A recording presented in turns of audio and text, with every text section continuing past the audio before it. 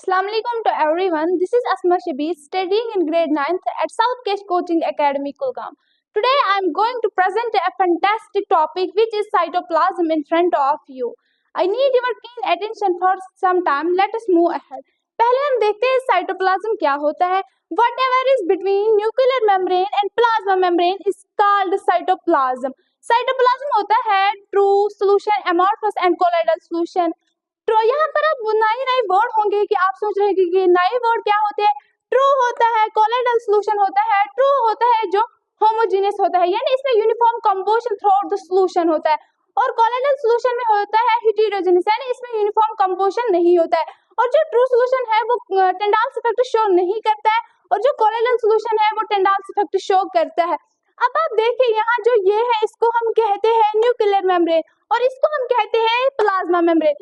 ये जो आप देख रही है मैट्रिक्स इनको हम कहते हैं जेली डेंसर होते हैं, और इसके आगे जो आते हैं ये जो टुवर्ड्स होते हैं प्लाज्मा या न्यूक्लियर मेम्ब्रेन इसको हम कहते हैं सॉल. जेल और सॉल जो होते हैं ये इंटरचेंजेबल होते हैं यानी जेल कभी भी सॉल में चेंज होता है और सॉल कभी भी जेल में चेंज होता है. ये डिपेंड करता है अपॉन सिचुएशन. इसके बाद क्या आता है, इसके बाद आता है जो साइटोप्लाज्म है वो दो चीजों का कंप्राइज होते हैं यानी cytoplasmic matrix and cytoplasmic structure. Cytoplasmic जो ये होता है इसमें होते हैं ये जो जगह होती है ये होती है साइटोप्लाज्म, इसमें होते हैं साइटोप्लाज्मिक स्ट्रक्चर्स भी, इसमें होते हैं ग्लाइकोलिसिस भी, और जो उसको जरूरत होती है एंजाइम्स वो भी इसमें होते हैं. इसमें वाइटल मेटाबॉलिक रिएक्शंस भी होते हैं. अब यहाँ पर आप देख रहे होंगे कि साइटोसॉल हमने तो नए वर्ड सुने हैं कि साइटोसॉल क्या होता है, न्यूक्लियर प्लाज्म क्या होता है. जो ये साइटोसॉल होता है ये होता है liquid part in the cytoplasm. जब हम साइटोसॉल प्लस साइटोप्लाज्मिक स्ट्रक्चर्स मिलाते हैं तो वो बनते हैं साइटोप्लाज्म. अब यहाँ पर आता है साइटोप्लाज्म को जब हम न्यूक्लियर प्लाज्म में मिलाते हैं तो वो बन जाता है प्रोटोप्लाज्म. न्यूक्लियर प्लाज्म क्या होता है, जो न्यूक्लियस में लिक्विड होता है उसको हम कहते हैं न्यूक्लियर प्लाज्म. इसके बाद आते हैं यहाँ पर साइटोप्लाज्मिक स्ट्रक्चर्स में क्या आता है, cell organelles and cell inclusion. Cell organelles में क्या आता है, जैसे आप यहाँ पर देख रहे हैं कि एंडोप्लाज्मिक रेटिकुलम आता है, गोल्गी कॉम्प्लेक्स आता है, माइटोकॉन्ड्रिया आता है और बहुत सारे एक्स्ट्रा.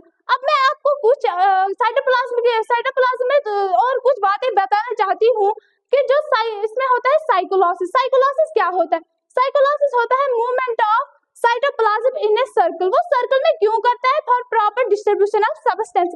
इसके फिर दो पार्ट्स होते हैं, रोटेशनल साइकोलॉसिस एंड सर्कुलेशनल साइकोलॉसिस. रोटेशनल साइकोलॉसिस में क्या होता है, रोटेशनल साइकोलॉसिस में होता है जो साइटोप्लाज्म होता है वो मूव करता है around a large vacuole in a circle.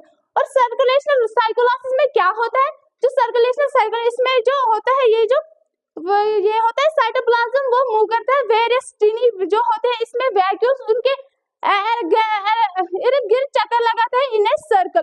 और ये होता है ये जो रोटेशनल होता है ये यूनिडायरेक्शन होता है यानी इसकी एक ही डायरेक्शन होती है. और जो यहाँ पर होती है सर्कुलेशन ये कभी एंटी क्लॉकवाइज कभी क्लॉकवाइज, इसके बहुत सारे होते हैं. Thank you and have a nice day.